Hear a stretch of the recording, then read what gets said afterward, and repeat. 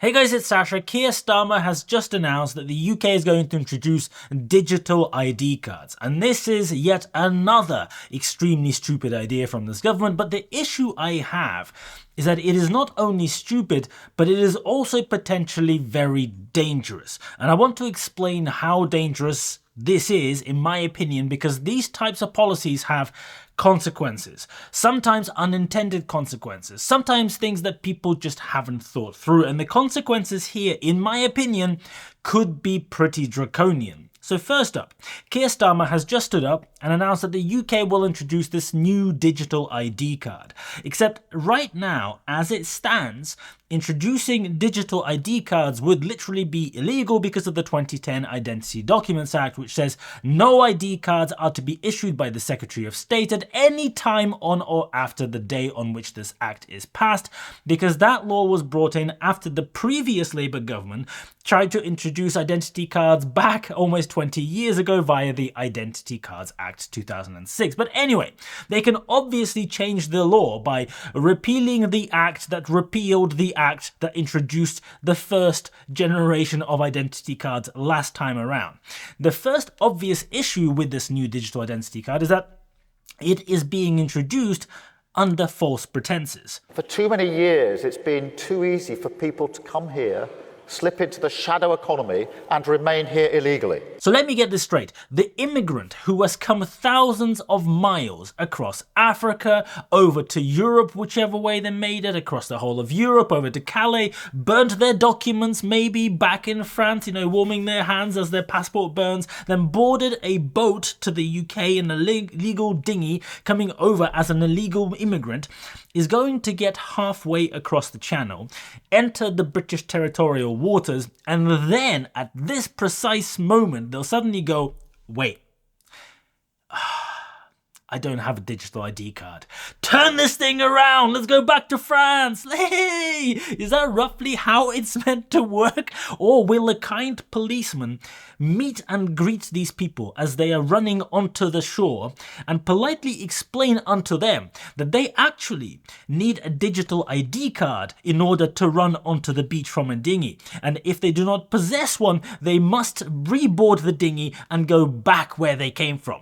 So anyone with a working brain can clearly understand that these new digital ID cards will do absolutely nothing to stop people coming over illegally. Legal people come over and they're allowed to work anyway, so they're not the problem. This will do nothing, absolutely nothing, in order to prevent people coming illegally. But the main point seems to be that these digital ID cards will stop illegal immigrants from working here illegally. So this document, the digital ID card, will check whether someone has the right to work in the UK. And once this check is complete, it will then issue them a unique number that employers can then use to verify if they indeed have the right to work in the UK. See, the weird thing is, we already have one of these things. It's called the National Insurance Card. That is exactly, precisely word for word what it does. It's already here. It exists. It's already free, and it already does the same thing. For proof of your nationality or residency, which is another feature, we already have birth certificates, passports, visas. I have employed a lot of people over time. Some of them were British, some of them were not British, and it really was not very hard for me to check if they have a right to work in the UK. If you are an employer, it is not difficult. There is no problem. There is no uncertainties.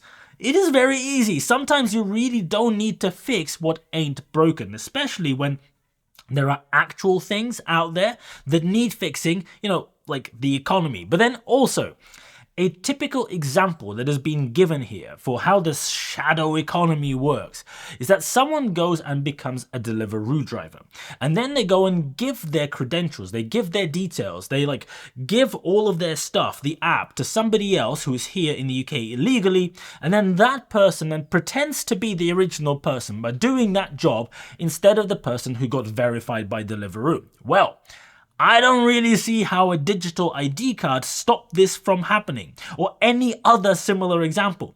The people who do this will just do exactly the same thing. The one person who is allowed to work will go and give their card at the point when they get the job, and then anyone can be wearing a helmet riding around delivering food.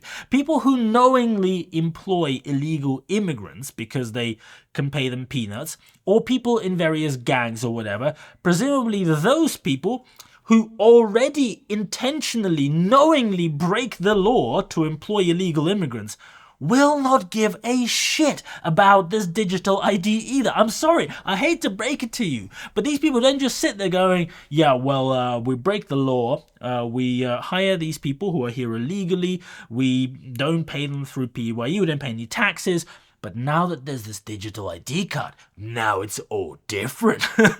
I just don't see specifically in which type of use case, in which scenario, it can make any meaningful difference to illegal immigrants working in the UK, this fact that you now have to have another piece of paper that is almost exactly the same as some other pieces of paper. Maybe tougher sentences for employers who do not ensure that illegals are working in their organizations could change something. Maybe some other approaches could change something. You know, if illegal immigrants were, for example, found to be working for Deliveroo in large numbers, as some people say is the case, maybe the bosses of Deliveroo should, I don't know, go to prison because it's against the law. Because if that was the case, if that was the government policy, if this is what it would mean if you happen to employ illegal immigrants, well, you can bet that those companies would go out and in double time ensure that it is impossible for any of their drivers to pass off the work to somebody else and illegal people to work within the organization. It really would happen instantaneously. By the way, I wanted to do a quick reminder. I don't do these very often. My course has just gone on sale for the next 10 days only. Most of you probably don't know, but I have an in-depth course that I spend months working on that teaches the art and science of investing in the stock market. It teaches you all the analytical stuff. It teaches you everything from the basics to how to build valuation models and everything in between. If you feel like you want to know a little bit more about that, if you want a few more videos from yours truly because you don't get enough on YouTube, there is a lot. There are hours upon hours of content in there, and I have live sessions, 1-hour live sessions with course members every Thursday evening. So if you want to join, you can get 10% off using the code FLASH10. Discount expires at the end of Sunday, 5th of October, so sign up and I will see you at the course live next week. So, earlier today, Culture Secretary Lisa Nandy has said that it will become impossible to start work if you do not have a digital ID. So for all intents and purposes, it is now going to be mandatory that you have to have one of these. There is no option to opt out. There is no alternative. If you want to work in the UK, you are obligated to allow the government to collate all of the data about you in the single space that they will protect and look after. And here is where this gets dangerous. Currently, we have a Labour government, and maybe you like this government. Maybe you trust them. I don't know. Maybe you do. I don't.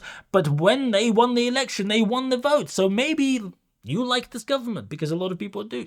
And you don't mind details being in the single database about you. But everything about you will be in there. It will be linked to your bank accounts. It will be linked to your passport, your ability to travel, any money that you earn anywhere, like everything. But in 4 years' time, there might be a different government with different intentions, and you might have a different opinion about them, and they might have a different opinion about you for whatever reason. Maybe because you like this current government, or maybe because you attended the wrong protest, or maybe because you said something that doesn't align with their views in the future on social media. I don't know. So you need to be sure when something like this happens, that you are happy with all of this data being available to use, not by the current lot, but by the next government, the one after that, and the one after that. Maybe it'll be the Conservatives, maybe it'll be Nigel Farage, maybe in 10 or 15 years we will get an extremist government. It happens. It happens sometimes. This digital ID will theoretically allow a whole bunch of things to happen. This is aside from the fact that this data will inevitably get stolen, leaked. I'm not going to go there. So for example, let's start with some mild scenarios. The HMRC thinks that you owe them money. You are sure that they made a mistake. You are disputing it. You are waiting for them to reply. But via this digital ID, they can go and Either take the money straight from your bank account. Oh, wait, they're already doing this. Rachel Reeves is literally implementing this separately right now.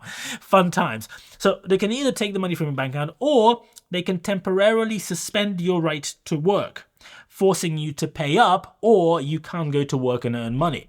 That sounds great, right? Well, all of your most important freedoms, when they are linked to one document, which is unilaterally controlled by the government with no say from you whatsoever, a lot of weird things could happen. It might seem impossible right now until it is not only possible, but actual reality.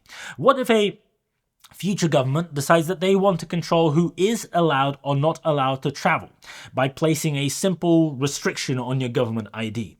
Maybe there will be penalties in the future, which will be far worse than the current penalties because they will restrict your freedoms. What if a future government decides that they want to pass a specific economic policy, for example, and restrict your ability to work, or maybe you are only allowed to work in specific industries that they choose, or maybe specific parts of the country?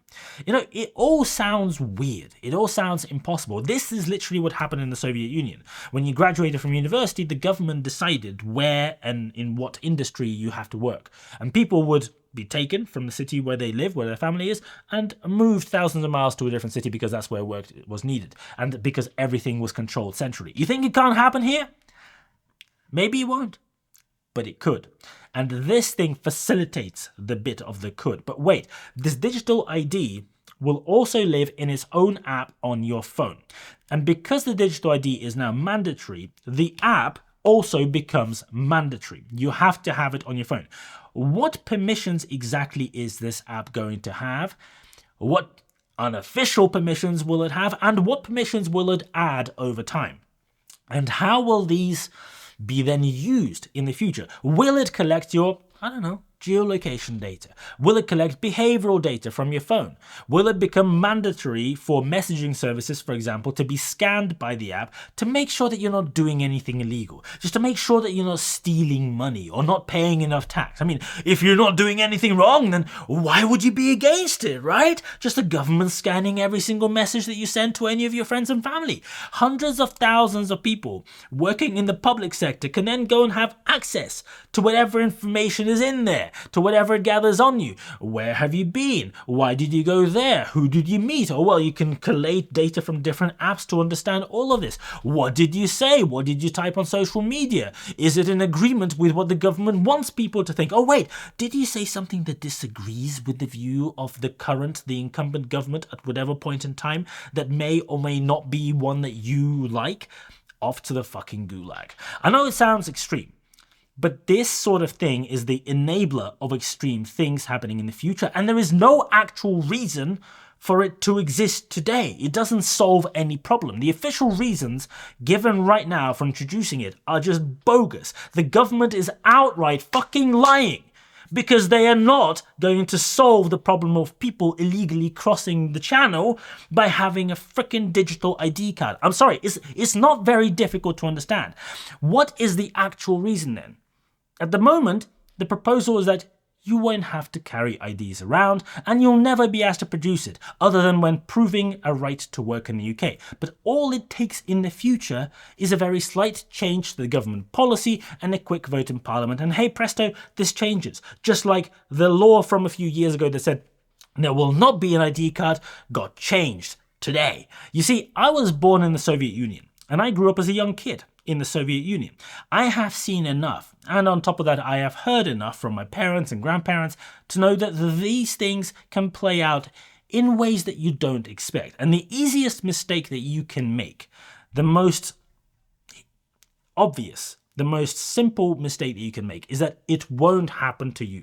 Now, all of these atrocities, all of these bad things that happen, people's freedoms being eroded, all of this stuff with people being surveilled and police state and blah, blah, this only happens in other countries, in those bad countries over there. It could not possibly happen here, right? Right? Yeah? Is that what we think? Over the summer, Russia has announced a new national messenger app called Max. It's operated by the Russian government. Over the last couple of years, all of the other messenger apps have been suppressed by Russia, making them almost unusable. It is impossible to use Signal in Russia. You can't even make a video call on WhatsApp now to your family without it cutting out, juttering and breaking, even if you try to do it with a VPN. The reason being, the Russian government wants to have total surveillance of the population, with an app on everyone's phone that tracks everything that you do. They want all of your communication to be available to the government, and that app was announced in June this year. And from the 1st of September this year, now it is compulsory for every new phone sold in Russia to come pre-installed with Max, and you're not allowed to get rid of it. This is the sort of thing that you would expect to happen in Russia, perhaps. And now, and almost exactly the same thing is happening right here in the UK. It sounds dystopian. It sounds incredibly weird, but this UK digital ID, the Brit card, by the way, what a fucking awful name, right? The Brit card is different, right? It's not the same thing. It is not going to track you. It is in no way designed to give the government the ability, should they wish, to impose ever-increasing ways to track everything that you do. Whatever it is that you do for any good, the government controlling things and making sure everything is, or nefarious reason. Having a compulsory government-owned app on your phone collecting data about you for the government is definitely not in any way bad, right? It could not be misused. One of the premises of a free society is that there are limitations to the government's reach into your private life. There are basic tenets in countries like the UK that provide for rights of privacy because it's really important. And these tenets exist for a very good reason.